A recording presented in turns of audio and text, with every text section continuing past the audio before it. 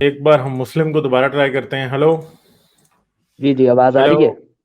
آ رہی ہے جی. کیا آ حال ہے, رہی ہے. کیسے ہو ہیلو، آپ؟ میں ٹھیک. آپ کو کیا حال ہے؟ ٹھیک ٹھاک. ہاں جی, کیا بات کریں گے؟ جی جی آپ سے بات کرنی تھی کہ آپ نے جس طرح کہا ہے کہ خدا تعالیٰ اور کے دشمن ہے، تو یعنی اسلام نے، آپ مجھے یہ وضاحت سے بیان کر دیجئے کہ اسلام نے عورتوں پہ کہاں بین لگایا ہے؟ کس چیز کا بین؟ ترقی میں رکاوٹ. زیادہ سے زیادہ ہم یہی کہہ سکتے ہیں، اور تو ہم کوئی بات نہیں کر سکتے.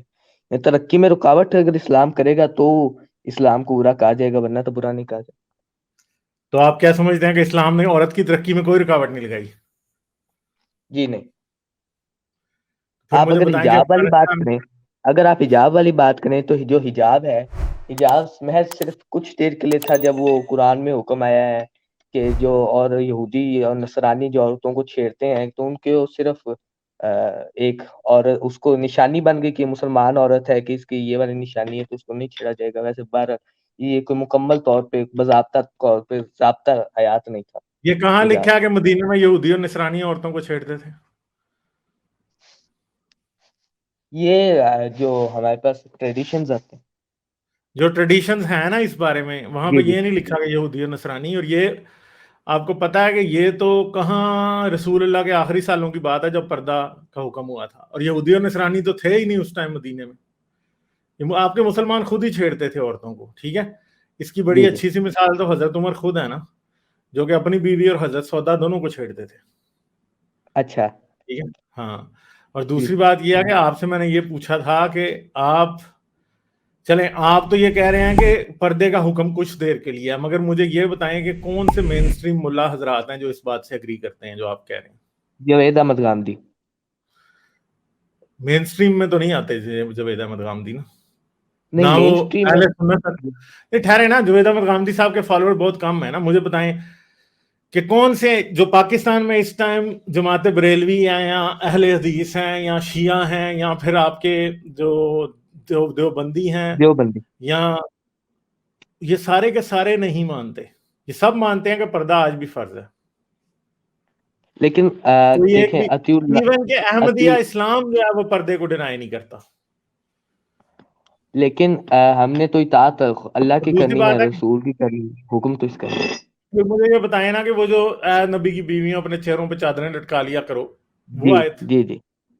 تو وہ نبی کی بیویوں کو ہے، وہ والی عورتیں نبی کی بیوی ہیں کوئی؟ چلیں ٹھیک ہے, آپ یہ مانتے ہیں کہ وہ ان کے لیے اجازت نہیں ہے, تو پھر مجھے بتائیں جی کہ جی جی. ساری اسلامی دنیا پردے کے پیچھے اتنی پاگل کیوں ہے؟ افغانستان اگر آپ جائیں تو آپ کہہ رہے تھے کہ اسلام عورت کے راستے کی کوئی رکاوٹ نہیں ہے, تو مجھے جی بتائیں اسلام کے نام پہ افغانستان میں عورت کے ساتھ کیا ہو رہا ہے؟ کیونکہ مولویوں کی روٹیاں پکتی ہیں اس لیے وہ یہ والے کام کر رہے ہیں. مجھے بتائیں کہ عورت اگر پردے میں رہے گی تو مولوی کی روٹی زیادہ کیسے پکے گی؟ مولوی کی روٹی اس طرح زیادہ پکے گی، مولوی سینکشن زیادہ لگائیں گے. جب مولوی سینکشن زیادہ لگائیں گے تو مولویوں کی بات زیادہ سنی جائے گی. چلیں یہ بات تو ہم بھی کہتے ہیں, مگر مسئلہ یہ ہے کہ اسلام کا کوئی دور ایسا نہیں گزرا جس میں پردے کی ممانعت کی گئی ہو یا پردے کو صحیح نہ کہا گیا ہو. گاندھی صاحب بھی جس طرح آپ کہہ رہے ہو نا لیکن اس طرح پردے کو غلط نہیں کہتے. گاندھی صاحب کہتے ہیں چہرے کا پردہ نہ کرو بس. باقی گاندھی صاحب یہ سمجھتے ہیں کہ عورت کو پورا یہاں تک کور کرنا ہے, ایون کہ دستانے تک پہننے کی باتیں جو ہے نا باقی کے ملا حضرات کرتے ہیں. تو آپ چلیں یہ اگر نہیں کہہ مان لیں سکتے ہو. تو جی جی جی. تو پھر اس سے رکاوٹ کس طرح ہو رہی ہے؟ تو مجھے بتائیں, میں نے کیا یہ کہا کہ صرف پردہ رکاوٹ ہے؟ یہ تو آپ فرض تو کر اور رہے ہیں آپ نا, بتا میں تو نہیں کہا. تو آپ بتا دیجیے. میرے خیال میں تو اوور آل اسلام جب پورے طریقے سے اپلائی کیا جائے تو عورت کو ایک جانور سے زیادہ کچھ نہیں سمجھتا.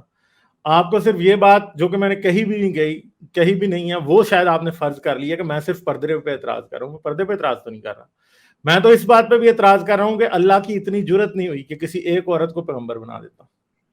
ٹھیک ہے, میں تو اس بات پہ بھی بات کر رہا ہوں کہ اللہ نے عورت کے اوپر ہر طرح کی پابندی لگائی, مرد کو ہر طرح کی پابندی سے آزاد رکھا. ٹھیک ہے, پھر اللہ نے یہ کہا کہ عورت کھیتی ہے. ٹھیک ہے, اللہ نے طلاق کا حق عورت کو نہیں دیا. اللہ نے جائیداد میں عورت کو مرد سے آدھا حصہ دیا, باپ کی جائیداد میں. ٹھیک ہے, اور لیکن پھر صاحب اس سے ترقی میں رکاوٹ کیسے ہوتی ہے؟ اس ملک کی لیے کہ جب ترقی میں. عورت کی تعلیم کے اوپر بھی کوئی حضرت محمد نے کام کیا ہو تو مجھے بتائیں. کوئی گرل تو اسکول کھولا تھا حضرت محمد نے؟ اچھا آپ حضرت اتنا محمد نے بتائیے مدینے کہ میں کوئی, سن لینا, حضرت محمد نے سب کوئی حدیث مدینے میں گرلز اسکول کھولا تھا؟ تب تعلیم کس چیز کی دیتے، کس چیز کی تعلیم دیتے حضور بتائیے؟ سائنس تھی تب؟ کوئی باضابطہ فارم میں بتا یار دیجیے اگر عورتوں تھی کو تو قرآن پڑھنا لکھنا سکھانا جو تھا وہ کوئی غلط بات تھی؟ بتائیں مجھے. تو اگر عورتوں نے قرآن پڑھنا لکھنا سیکھنا ہے تو عورتیں تو اس وقت گھر میں سیکھ سکتی تھی، لیکن اس وقت عورتوں کو اگر دوسری مرد تعلیم کیوں نہیں حاصل تھے گھر کرنی میں سیکھ سکتے بھائی؟ پھر وہ بھی جی، گھر میں سیکھ لیتے. اگر مرد بھی گھر میں سیکھے عورت بھی گھر میں سیکھے تو گھر کا خرچہ کیسے چلے گا؟ اچھا، تو جو میں صحابہ انفرادی رہتے تھے جی جو صحابہ رہتے تھے اصحاب صفا، ان کا خرچہ تو چلتا رہتا تھا، وہ کوئی کام بھی نہیں کرتے تھے. اصحاب صوفہ یہ آپ کو صحابہ صفا کا ہی نہیں پتا تو اب آپ سے کیا بندہ بات کرے. اصحاب ٹھیک ہے تو صوفہ بھائی سب بیان کر دی. مین بات تو بڑی سمپل ہے. مین بات تو بہت سمپل ہے. آپ یہ کہہ رہے ہو کہ جی عورت کے رستے میں رکاوٹ نہیں. یار جب عورت کو برابری نہیں دی تو اس کے رستے میں رکاوٹ نہیں ہے. مرد کو کہا گیا کہ وہ کمائے گا اور عورت کو کھلائے گا. عورت خود نہیں کما سکتی. ٹھیک ہے، اگر وہ خود انفرادی کمائے طور کی تو ظاہری بات ہے کہ وہ اس کو مرد کی ضرورت کیا ہے. دوسری بات ہے کہ مرد کو آپ 4 بیویاں کرنے کی اجازت دے رہے ہیں، عورت کو آپ خود ہی برابری نہیں دے رہے. اور عورت کے رستے میں رکاوٹ، آپ کہہ رہے ہو اسلام عورت کے رستے میں رکاوٹ کیسے ہے؟ اس کو دیکھنے کے لیے تو مجھے اسلامی ملکوں کو دیکھنے کی ضرورت ہے، صرف اور صرف جہاں پہ عورتوں کی ریپرزنٹیشن نہ تو حکومت میں ہوتی ہے کوئی، ٹھیک ہے، نہ بزنس میں ہوتی ہے، کچھ بھی نہیں. عورتیں گھروں میں بکریوں کی طرح بند ہوتی ہیں. ٹھیک ہے، تو آپ کہہ رہے ہو کہ عورت کے رستے میں رکاوٹ نہیں ہے. بھائی جب عورت مرد سے پیچھے ہے تو اس کا مطلب ہے نا کہ رکاوٹ تو ہے. اور اسلام اس پاکستان رکاوٹ میں کی وجہ ہے جب اسلام یہ کہہ رہا ہے کہ عورت گھر میں رہے، گھر کی 4 دیواری میں رہے، پردار 4 دیواری میں عورت رہے. ہر وقت اسلام کی پاکستان میں باتیں ہوتی ہیں. بینظیر بھٹو وزیر اعظم نہیں بنی تھی کیا؟ بینظیر بھٹو جب وزیر اعظم بنی تھی تو آپ کو پتا کہ کس کس مولوی نے کتنے فتوے دیے تھے؟ آپ پیدا بھی ہوئے تھے اس ٹائم؟ چلے فضل الرحمان نے دیے ہوں گے، اور کس نے دیے؟ نہیں، فضل فضل الرحمان الرحمان نے تو دیے، تھا ہی نہیں میاں. فضل الرحمان تو تھا ہی نہیں نا یار. متحدہ میاں مجلس عمل کتنے بہت سارے MMA. اصل میں مسئلہ بات یہ ہے کہ آپ تو بےچارے شاید اس ٹائم پیدا بھی نہیں ہوئے تھے، مگر میں آپ کو یہ بات بتا رہا ہوں کہ ایک مولوی نے نہیں، ہزاروں مولویوں نے پاکستان میں فتوے دیے. رسول اللہ کی اپنی حدیث ہے کہ جس ملک پہ عورت کی حکمرانی ہو اس پہ اللہ کی لعنت ہوتی ہے، جس قوم پہ. ٹھیک ہے، یہ حدیث حضور کی اپنی ہے حدیث رسول اللہ. یہ حضور کی ہاں جی، حدیث آپ بخاری یا مسلم سے اخذ کر رہے ہوں گے. ہاں جی، بخاری سے ہی ہے یہ، بخاری اور جی مسلم سے ہی ہے. بخاری سے. جی تو اس میں کیا برائی ہے؟ حدیث تو ہے نا، سچی حدیث ہے، یہ جھوٹی تو نہیں ہے. جی تو اور کیا چاہیے آپ کو یہ ثابت کرنے کے لیے کہ رسول اللہ نے عورت کو یا اسلام نے عورت کو پیچھے نہیں رکھا؟ آج آپ دیکھ لیں افغانستان کو، آپ دیکھ لیں ادھر کیا حال ہے. سعودی عرب میں عورت کو 21ویں صدی میں آ کے پچھلے چند سالوں میں گاڑی چلانے کی اجازت ملی ہے. عورت گاڑی نہیں چلا سکتی تھی. ٹھیک ہے، دنیا کے جی غیر اسلامی ملکوں میں تو یہ قانون نہیں ہے، صرف اسلامی ملکوں میں ہی ہے. تو پھر آپ کہیں گے کہ اسلام نہیں ہے وجہ عورت کے پیچھے رہنے کی. تو یار افغانستان میں جو کچھ ہو رہا ہے وہ اسلام کے نام پہ ہو رہا ہے. آئیسس نے جو کیا تھا وہ اسلام کے نام پہ کیا تھا. بوکو حرام جو کر رہی تھی اسلام کے نام پہ کر رہی تھی. ٹھیک ہے، لیکن ایسے بوکو حرام اب تو نہیں رہی نا. ہاں تو وہ بھی کیا مسلمانوں نے ختم کی ہیں؟ غیر مسلموں نے ختم کی ہیں وہ. اور بوکو حرام تو ہے ابھی، آئیسس بھی ہے ابھی بھی. ٹھیک ہے، نہیں آئیسس طالبان بھی اتنی ہیں. نہیں ہے، وہ شام میں چلو نہ کچھ علاقے ہو نا، میں اس آئیسس ہے، بات سے بوکو فرق کیا حرام. پڑتا ہے؟ اس بات سے فرق کیا پڑتا ہے؟ ہم قانون کی بات کر رہے ہیں.